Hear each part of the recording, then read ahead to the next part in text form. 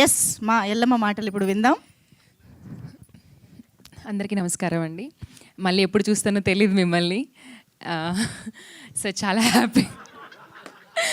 హ్యాపీగా ఉంది మిమ్మల్ని అందరిని ఇలా చూస్తుంటే. I'm going to miss you all after this event. అంటే మా సినిమాకి మైట్ బీ ఇది లాస్ట్ ఈవెంట్ అవ్వచ్చు. సో ఆహాలో మీరు మంచి సక్సెస్ చేస్తే మళ్ళీ సక్సెస్ మీట్ కూడా పెడతారేమో. సార్ శ్రీనివాస్ పెట్టండి మళ్ళీ వీళ్ళందరినీ కలుసుకోవడానికి.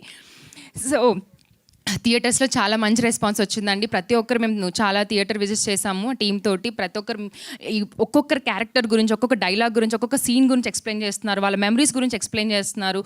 నేనైతే మాటల్లో చెప్పలేనండి వాళ్ళ రెస్పాన్స్ అన్నీ విన్నప్పుడు. సో మా సినిమా థియేటర్స్లో చాలామంది ఆడియన్స్కి రీచ్ అయ్యింది. ఓటీటీతో మరి ఇంకొంతమందికి రీచ్ అవుతుంది. సో మీరందరూ మా సినిమాని ఓటీటీలో చూసి ఆదరిస్తారని, మీ రెస్పాన్స్ మాకు చెప్తారని వెయిట్ చేస్తూ ఉంటాము.